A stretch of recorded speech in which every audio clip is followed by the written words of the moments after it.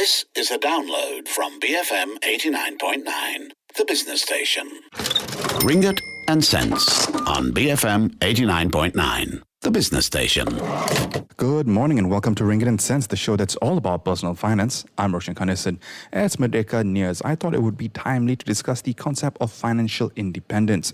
It's a big term that we know is important, but what does it really mean and how do we achieve it? To help us with this, I'm speaking with Aaron Tang, founder and writer at Mr-Stingy.com, and Stephen Young, licensed financial planner with Wealth Vantage Advisory. Aaron, Stephen, thank you so much for your time today, and thanks for joining me on the show. Hey Roshan, thanks for having me. Hey Roshan, good to be here. Aaron, let's start this with you. What is financial freedom or independence to you? What does it mean? For me, financial independence is about having enough. It's about that feeling of security, both financially and also mentally. In actual practical terms, it's the ability to work on projects that you're really interested in, good people you admire, and the ability to say no. Fantastic. I love it. Very apt, very simple to understand. But now I'll turn this question over to Stephen to give us a bit more of that financial planner perspective here, Stephen. How do you, as a financial planner, when you talk to your clients, when you yourself, you've written content before, how do you define financial freedom or independence? Financial freedom really it all starts really with a state of mind.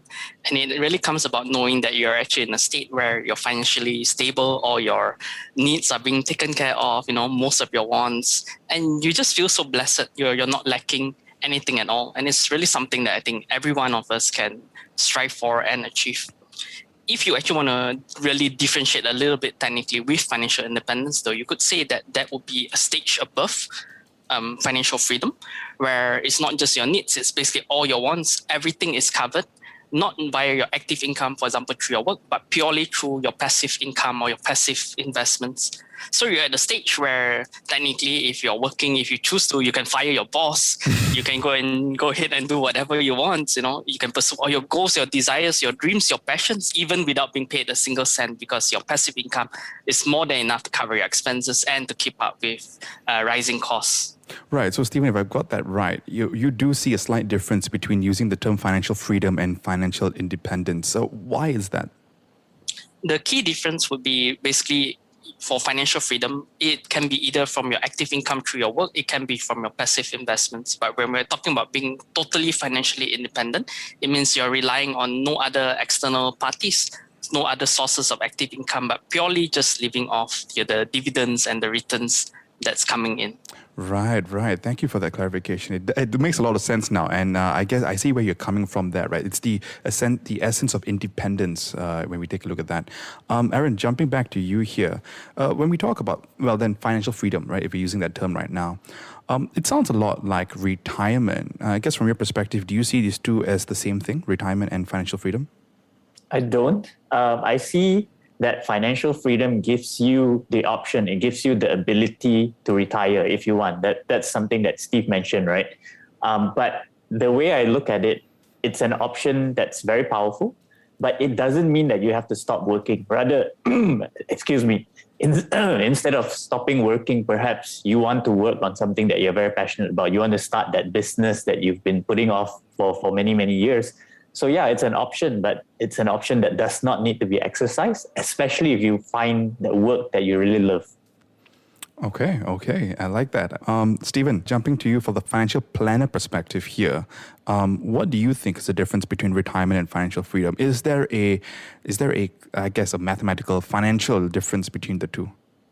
I think we need to really examine, where retirement actually originates from. Retirement really is a relatively new concept, in the late 18th, early 19th century, where basically they needed a way, with the Industrial Revolution and all that. So they couldn't afford to have people working their entire lives. So even if you look at the roots of the word, actually, the term retirement actually comes from the French word retire, which means to withdraw. So you're actually talking about a withdrawal from work, a withdrawal from the rat race. But this wasn't always true. People used to work until basically they couldn't. And kind of echoing what Aaron was saying as well, that not everyone wants to retire. In fact, if you've seen people who have just retired, it can be a little bit draggy. You're not sure, how to fill your time. Your health may even decline, or your mental faculties. So it's really about financial independence is giving you that freedom that people who really love what they're doing, they actually don't retire. They actually work the longest, even post so-called retirement, or, in today's modern terms, some might call it semi-retirement. So it's really doing what you love for as long as you want to be able to do it without worrying about the financial aspects of it. Fascinating stuff there, Stephen. And I think it's really important that one point you started with, right? That in the scale of human history, retirement is a relatively new concept. And I did an episode here with Rajan Devadasan a few months back, and talking about whether retirement was realistic. And from then, I remember from the research, it was essentially started back in 1889 by German Chancellor Otto von Bismarck, who invented the idea. And as is basically what you were saying, right? They needed to get people out of the workforce, because back then you would work until you died or something like that. But the difference is that back then the average lifespan was 43 years old, as opposed to the 70 plus that it is today. But again, if you want to check that episode out, you can find it on the BFM app or wherever you get your podcasts.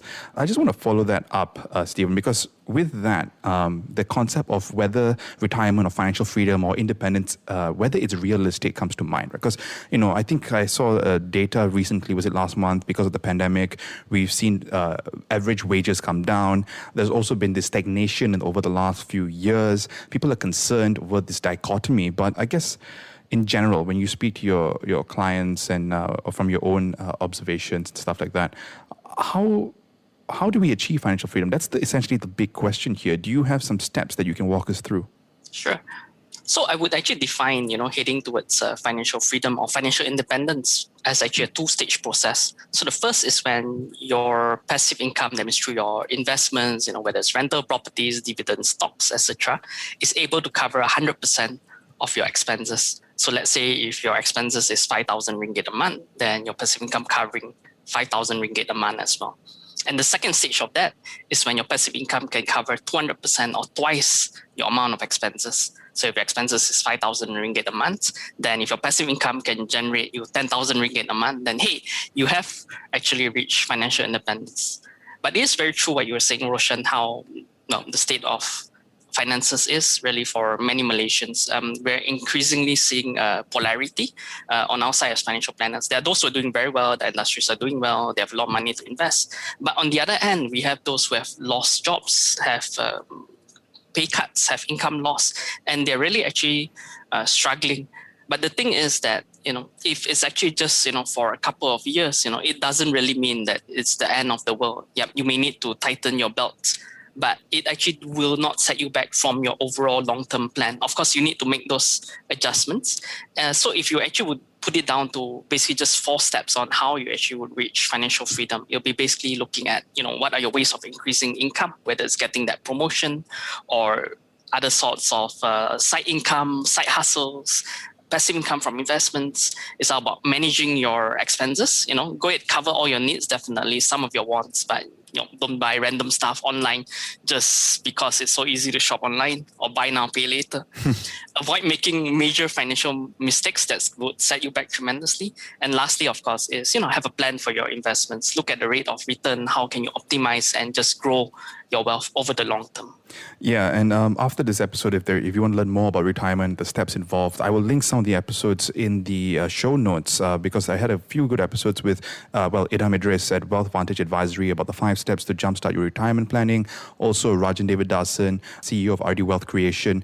We talked about how retirement needs a little bit of risk in order to achieve it. So check out those episodes on the BFM app or BFM.my or wherever you listen to podcasts. Aaron, I want to get your perspective here as well. Is there anything you'd like to add to what Stephen said there? Yeah, I feel like Steve has covered it so well. It's tough to add here.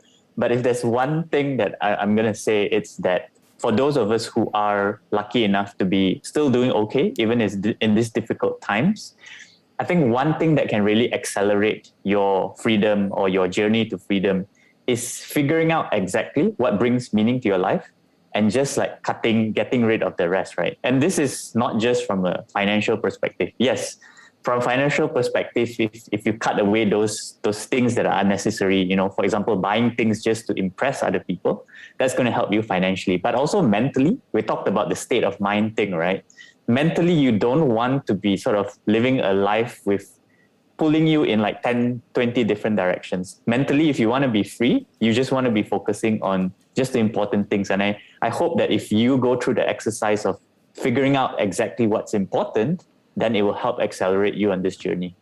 And, when we talk about financial independence or financial freedom, a term that comes up so often is, of course, FIRE, right? Financial independence, retire early, which to some can seem like such a strange connotation, especially in the macro environment that we're in. But we're going to dive into the rationale and maybe some of the perspective around the FIRE movement in just a little bit. I've been speaking with Aaron Tang, founder and writer at Mr-Stingy.com, and Stephen Young, licensed financial planner with Wealth Vantage Advisory, and you've been listening to Ring It Sense. Keep it here to BFM 89.9. Welcome back to Ring It Sense, the show that's all about personal finance. I'm Roshan Kanesan. This morning I'm speaking with Aaron Tang, founder and writer at Mr-Stingy.com, and Stephen Young, licensed financial planner with Wealth Vantage Advisory, and we were talking about the concept of financial independence. In this part, I'm going to pivot this conversation a little bit over to the FIRE movement, the Financial Independence Retire Early movement. And essentially the dream here is to earn and save as much as you can early on in your career so that you can retire early. Stephen, is FIRE achievable or simply an unrealistic notion for most? That's definitely a very good question. And I actually remember, some conversations that I've had with Aaron on the topic of financial independence and retiring early. In short, though, I would say that FIRE is actually achievable if you set your mind to it, you know what it takes, and actually heads there. But the thing is, it's actually not for everyone. Not everyone desires, not everyone should actually go for FIRE. If you were to actually break it up, I would say that the front part of it, the financial independence part, is actually more important than retiring early. All right, breaking up the term a little bit there, but also relating it back to the conversation we had a little while ago. Aaron, what about you? What are your thoughts on the FIRE movement? Because I know you've written a few pieces about this. I'd love to get into it. Is it good, bad, or complicated? I'd say it's complicated. and when I say it's complicated, I think to put it in perspective, a lot of the very popular, famous FIRE blogs or FIRE gurus that people read about, very often they come overseas. They come from, for example, working in tech, where salaries are very common for more than $100,000 a year. Now, it's slightly different in a country like Malaysia, as we've spoken about, where the majority of people are still struggling to get by. So I think for someone to actually reach that FIRE figure, realistically, especially if you're talking about having kids and leading a good lifestyle, it can be quite challenging. So I'm not saying it's impossible, but I would say it is quite hard. There's a lot of context there, right? Because a lot of the FIRE movement bloggers, they earn a lot of money at the start of their career. And that's the only way you can kind of get there. But I like what Stephen said there about separating the two, right? And again, relating back to the conversation we had earlier about financial independence versus financial freedom, that is a bit more achievable for some part of the population, as opposed to FIRE, which is an even smaller subset of the population, right? And probably more towards the countries that have a much higher exchange rate, a bit more stronger purchasing power, things like that. So when we talk about that, we're talking about Europe or even, more prominently the US, or maybe even Singapore, actually, considering that their purchasing power is stronger than ours. Stephen, when we take a look at the FIRE movement, although it may not be achievable for all, there is a lot of math and, I guess, background to this that we can learn about and apply to our own lives. And one of these particular, I guess, calculations is the use of the 4% rule, which the FIRE movement depends on heavily, which is basically an annual 4% withdrawal rate from your investment portfolio. Stephen, what are your general thoughts about the 4% rule and the math around the FIRE movement? Well, the 4% rule is, at best, it's actually a rule of thumb. It's not the holy grail or, a magic answer to everything, really. It also makes certain assumptions where you're actually talking about, having a 4% withdrawal rate constantly. So it's actually assuming that you have a certain allocation into stocks and bonds, typically like a 60% into equities, 40% into bonds. It assumes that your spending actually remains level throughout the retirement, which may or may not happen as expenses do go up as you get older as well, increased healthcare costs, etc. It's also assuming that your investment returns are actually returning at least 4% above the prevailing inflation rate. And it's also planning out for a shorter lifespan of just 25 years, just because, when this theory originally came up, people just live shorter lives. And, now with better healthcare, better living, we all actually live longer. So it's really a very simple, quick rule of thumb to look at retirement. However, you should be aware that, rules of thumb do change over time as well. So following that in today's world is not really a guarantee that you will run out of funds, and it would kind of suck, right? To say that, oh no, my funds are going to run out, I need to pass away at the age of say 75 or something like that. So it may work depending on how your investments perform, but I would actually suggest you might want to look at a safer rate of withdrawal. So instead of 4% rate of withdrawal, look at 3% or even 2% if you want to be really conservative, just to make sure that, when you achieve FIRE, that it really is able to last you. Because again, it will suck if you're forced to go back to the workforce just because, your funds are not doing well, your investments are not doing well. Yeah, because essentially the math here, I think, was based on a study back in, I can't remember when it was published, but essentially it's based on the 60-40 portfolio over time. And if you go towards more stocks, it's the assumption that the stock market will return 8 and above % in the long run. So that's why when you take your 4% withdrawal plus the inflation rate of maybe 2, 3, 4% even, your capital doesn't get tapped into, all else being equal and things going according to plan here, which is why I like the fact that you pointed out that it's a rule of thumb. It's not a exact science here that you can just close your eyes and rely on. You have to do your own math into this, because this is the similar math that we do for retirement as well, right? It does change from person to person. There are different factors at play, and inflation plays a big role, but also so does the return on the capital that we've saved up and invested and all of that. Aaron, over to you.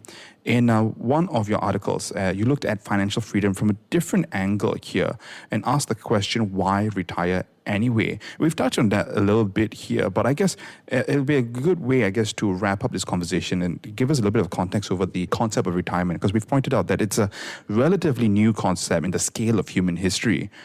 So Aaron, talk to us about why retire anyway. When I first came across this concept of FIRE, it was this very popular blogger, Mr. Money Mustache. He wrote a really popular article, right? I looked at that article, and the moment I read it, it's like, wow, mind blowing. I was so excited about it. I'm gonna fire my boss, fire my company, and then I'm gonna retire, do whatever I want for the rest of my life, right? But I realized that actually where that came from was probably at that point of time in life, I was actually feeling quite demotivated about my job, about my work. I wasn't really that interested in it.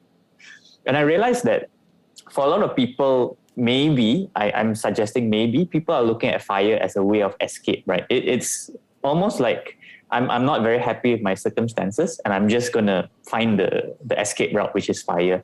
Whereas I believe that actually if you are able to find a job that, if you don't love it, at least you like it, you have colleagues that you respect, you believe in what the company stands for, then you may not actually find the concept of retirement so juicy or so lucrative.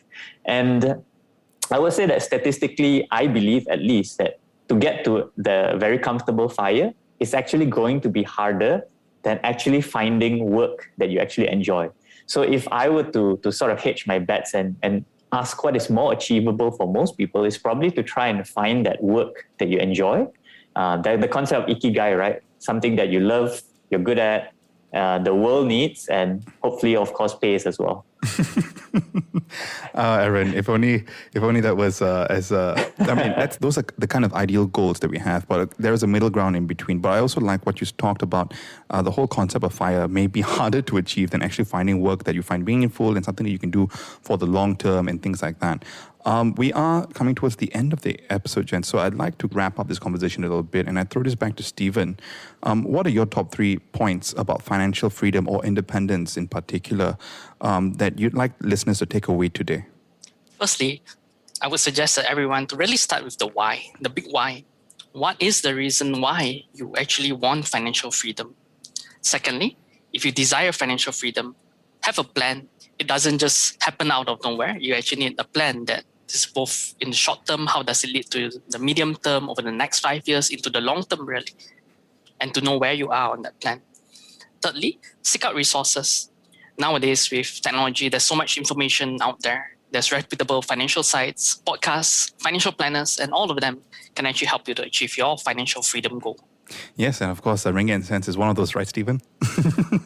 Most definitely. Aaron, I throw it to you. Top 3 points you'd like everyone to take away from this episode. Number one, listen to Ringgit and Cents. Number two, freedom is a state of mind. So it's tough. It's tough to get it when you are struggling with your daily expenses, etc.